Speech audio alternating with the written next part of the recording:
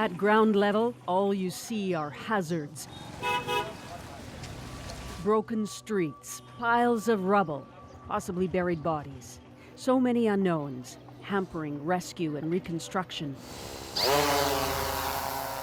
But rise above the chaos and the view gets somewhat clearer. Aerial imagery can show where damage is greatest, where a road's blocked, potentially who needs help most. Drones, made by a Canadian company and piloted by Global Medic, a Canadian rescue team, are changing the topography of disaster relief. Well, we've got multiple units there now, I think 4 units. You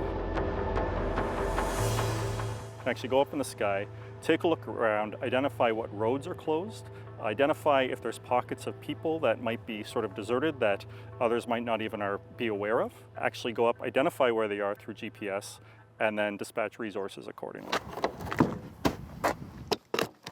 A Waterloo-based company, Ariane Labs, partnered with Global Medic to take drones just like this one to Nepal. The Sky Ranger is transportable, relatively easy to set up even in disaster areas. An operator or pilot gets training to fly it off a handheld computer. You can see the icon of the flyer right there, and we have the map of the area over here. So you're just moving it around there? Just moving it around, moving the camera so it focuses on us. And it's recording? It's recording this live video. On a card? Yep.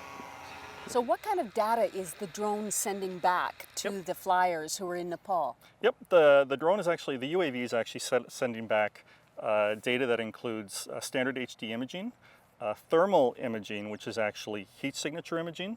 So at night we can actually see if there's a person or pockets of people that are maybe stranded that we weren't aware of. So it kind of does what we always wanted to do, was be a bird, to get up high and get a good aerial view. Absolutely. We take a bunch of images and we actually stitch them together. And what that gives us is a real 3D picture of what's actually happening on the ground real time.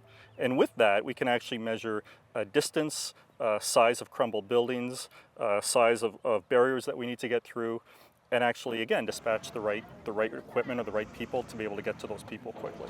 But what's the difference? Is it time saving? It's time saving and it's accuracy.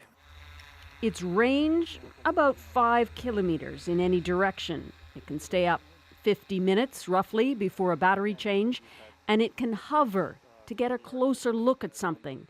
With a 30 times zoom, it can identify faces from 300 meters up. We hear a lot about toy drones, you know, and people worried about privacy, and big drones, which kill people.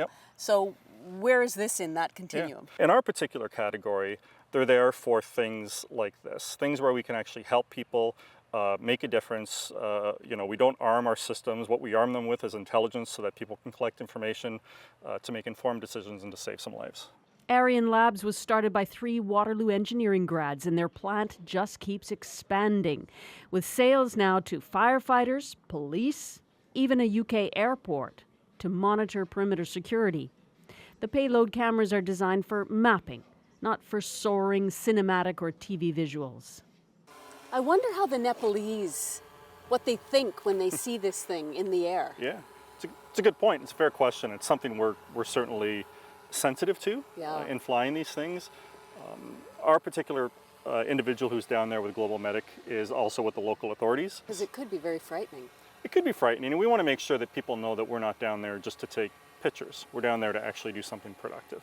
You can imagine with the emotions down there right now, how people might see these and misinterpret them. And here they are with somebody who's you know, trying to get saved, and then they see these things in the sky. So it's our job to make sure that we very effectively communicate why we're there.